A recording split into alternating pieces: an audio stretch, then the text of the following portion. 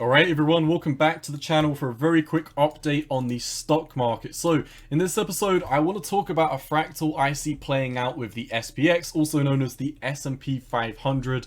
I'm going to be looking at from where the all-time high is in January 2022, looking at this bear market that we're currently in for the stock market, and I want to overlay what happened in 2007 after the stock market topped. We all know that coming into 2008 we had the recession confirmed, so this market structure where we've got the top, you've got a little bit of sideways accumulation before the recession is confirmed, is very similar to what we've got playing out over here, where the recession was really only confirmed like 2 weeks ago for the US. So if we take, I believe this is a ghost pattern, bars pattern, where we take the data points, we simply take a grab of this, so you can see we're extrapolating the trend that we had back in the 2008 recession, 2007 bear market, whatever you want to call it, very similar to what we've got going on right now. And let's overlay it to what we've currently got going on. So you can see this second white bar in was the all-time high. So if I do my best to not cherry pick the data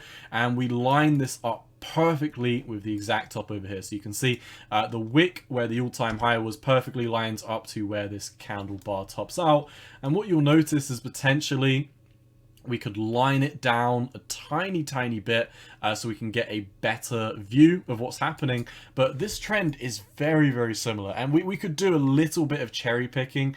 I believe if we flatten the data this way and then put the all-time high up, or if we take it out this way, you can see something like this, where you've got your first peak, then you've got the run into this market. This looks very similar, but I won't cherry pick the data. I will keep it exactly as it is, and even when I don't, squish it into some direction, stretch it in another direction to make it look exactly like what happened in the 2007 bear market, you can see this is really not different from what we've got going on right now. You've got the top coming up here, you had a move to the downside, you had a bounce back up, you topped, you came back down, you had a low that you bounced from. This was here, you had a low that you bounced from, you had a bounce before coming back down and making a lower low on this chart over here. So you had the low, lower low here, and with this you can see low, lower low, you bounce into this and then you come up for a nice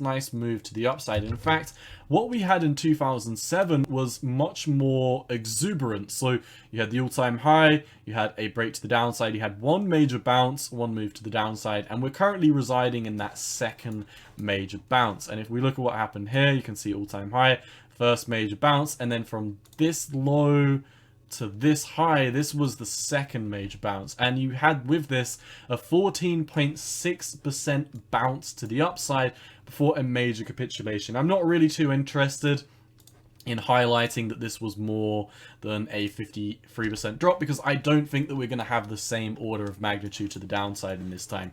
I do, however, think, as I've been saying on my channel for a while now, that the stock market, Bitcoin, crypto markets, whatever you're looking at, I do believe they all have one more leg to the downside before the bottom is in. And if we look at what we've currently got going on the stock market right now, you can see we've already had an 18% bounce to the upside. So even though the stock market is years more mature, we're still having these very exuberant bounces to the upside and the downside. I think what we've got playing out of this 2008 fractal from the S&P 500 index bear market recession from 2007, 2008, whatever one you want to associate it with, I think the trend is very similar to what we've got playing out here. The second bounce was very euphoric. A lot of people, I imagine, got out of bed for this. I was not looking at the stock market in 2008. I was probably looking at my Xbox Classic, my Nintendo DS, so I really can't speak on market sentiment from back in 2008. I was not old enough to even know what the stock market was. So with that being said, looking at what we've got going on here, this is very similar, and I think it's textbook stock market. With the direction of the trend, you've got the all-time high, you've got lows, you've got lower highs, you've got lows, lower lows, lower high, lower low, lower high, and you know, people wanted to think round about this range that something had changed, even though the trend had not changed. You were still having lower lows and lower highs. And if we look at what we've got going over here, you can still see, you know, you've got the all-time high, you've got lows, you've got lower lows as well, you've got lower highs, lower lows, lower highs, lower lows. And at this moment in time, you know, if we take out this one here, you've still got a very, very beautiful textbook trend where you are moving to the downside. So, you know, you've got all-time high, lower high, lower high. And there were times in 2008 where you could have said, hey, you know, maybe this trend was subsiding.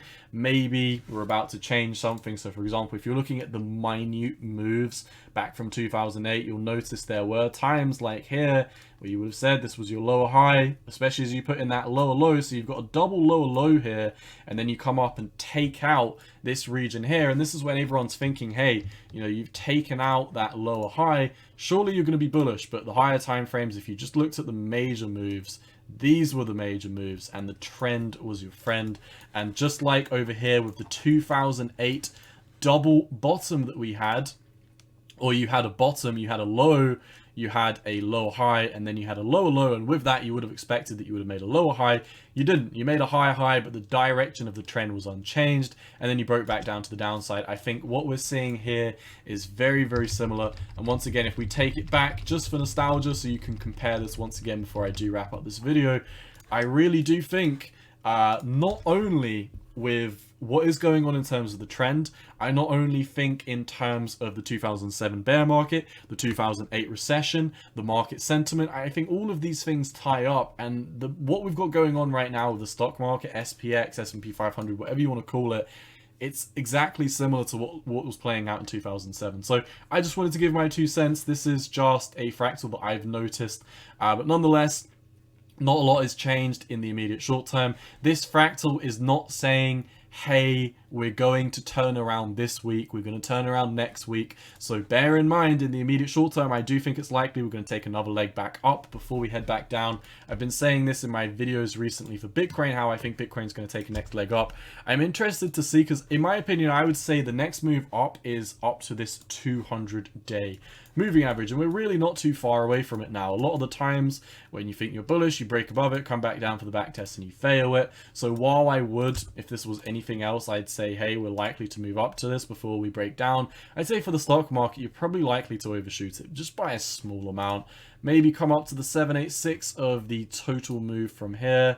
786 is a little bit higher up here. 4565 could be about another 6.5 to 7% move to the upside for the stock market. In 2008, what did we do? 2008. I'm on the date. It's probably why it's taking so long to scroll back. So in the 2008 bear market, once again, can't find this. Here we go. 2008, what do you know?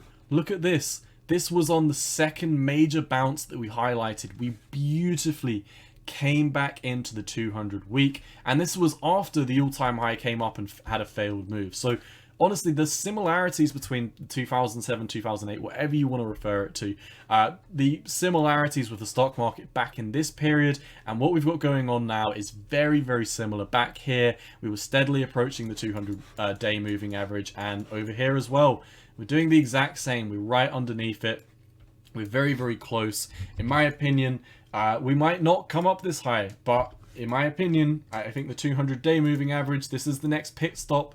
Bitcoin, the stock market, NASDAQ, whatever you're looking at, I think they're all about to turn around and head to the downside for one more low very, very soon. Within the next month, I potentially see this planning out. So that is all I've got for you for the update on the stock market. Just a quick fractal, not a lot to talk about other than that. So as always, my friends, cowboy out. Peace.